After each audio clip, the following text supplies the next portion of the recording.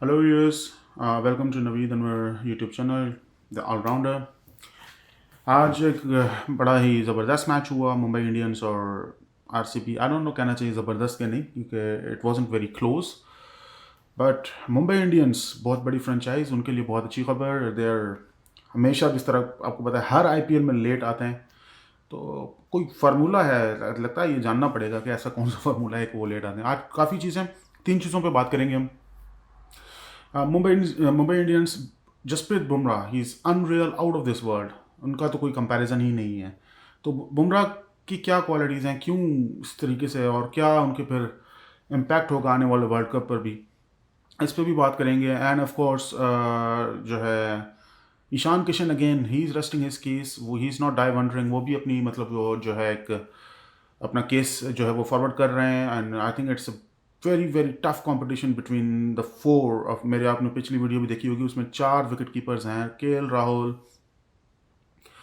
Rishabh Pant, Sanju Samson and now Ishan Kishan. इन चारों के दरमियान बहुत टफ मतलब मुकाबला चल रहा है। KL Rahul I think technically तो वो नहीं बनते हैं, लेकिन अब क्योंकि उनके कनेक्शंस जो हैं वो आपको पता है कि वो किस तरीके से आ जाते हैं, तो इसलिए मैं उनको रखता हूँ।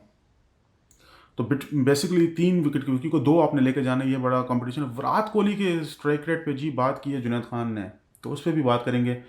तो जी स्टार्ट करते हैं बुमराह से। जसप्रीत बुमराह, आई थिंक अगर आप ये टोटल देखें 190 ऑड का, उसमें जसप्रीत बुमराह 5 विकेटें, 21 रन, 4 ओवर गए। मतलब 4 ओवर्स में आधी टीम आउट और 21 रन पे आधी टीम चली गई। बाकी 16 ओवर्स में 5 विकेटों पर कितने रन बन गए? ये है जसप्रीत बुमराह का इम्पैक्ट। जो लोग मतलब अभी बीच में एक स्टेटमेंट भी आई थी, आई रियली रिस्पेक्ट, और मैं बहुत बड़ा फ़ैन हूँ बाबर आजम का, लेकिन जब बाबर आजम ने नसीम शाह की बात की थी तो आई वाज सरप्राइज कि ठीक है, हमारे मुल्क के खिलाड़ी हैं, बहुत अच्छा बॉलर है Naseem Shah, no doubt about it, लेकिन बुमराह के साथ इस वक्त कंपैरिजन ये थोड़ी ज़्यादती कर गए वहाँ पे। ये नहीं होना चाहिए था। खैर मतलब वो शायद उनको भी एहसास होगा, हिट ऑफ द मोमेंट में वो कह गए होंगे। दूसरा, वो अभी कप्तान बने हैं, बड़े पहले से ही कंट्रोवर्सी बननी है, तो वो ऑफ कोर्स वोट्स विन करना चाह रहे होंगे अपने प्लेयर्स के, कि ये मेरे प्लेयर्स ज़रा मेरे पास ही रहें। तो चलें, दैट्स गुड थिंग। शाइन से तो वैसे ही मामला चल रहा, तो कम से कम नसीम शाह से नहीं चाह रहे होंगे, इसलिए उन्होंने नसीम शाह का नाम ले लिया। अदरवाइज बुमराह और नसीम शाह इस स्टेज पे तो कोई कंपैरिजन नहीं है। नसीम शाह बुमराह का इस वक्त, मेरा थिंक, वर्ल्ड स्टेज पे कोई कंपैरिजन नहीं है। बहुत कैनी है, तीनों फॉर्मेट्स के बॉलर हैं, विकेट टेकिंग ऑप्शन है, जब आते हैं डिमोलिश कर देते हैं। तो Bumrah is another league right now. I think उसके कंपैरिजन में इस वक्त दुनिया में कोई भी फास्ट बॉलर नहीं है। अगर क्लोज भी आता है तो that is PAT Cummins. Otherwise वो भी क्लोज की बात कर रहा हूँ, कंपैरिजन की बात नहीं कर रहा। जी आरसीबी कहाँ खड़ा है अभी? मुंबई इंडियंस ने तो फिर बीट कर दिया। मुंबई इंडियंस तो ट्रैक पर वापस आ रहा है, he they are gaining points. What about RCB? Is it fair to say RCB fans thank you for this IPL edition? I don't know. I think they have got the combination horribly wrong. Middle order Maxwell और ये चीज़ें पे बहुत ज़्यादा निसार कर गए। Since AB de Villiers इस team से गए हैं, तो वो जो ग्लिम्सेस थे ना, वो भी मतलब अब नहीं आ रहे हैं। Siraj pathetically out of form है बॉलिंग से। मैं हैरान हूँ सिराज को क्या हुआ है, और ये इंडिया को डेंट करेगा इन वर्ल्ड T20। इसीलिए शायद मयंक मैन को भी अभी कोई इंजरी हुई है, लेकिन इट्स नॉट इंजरी। मैन पे मैं फिर कोई वीडियो करूँगा आपके लिए।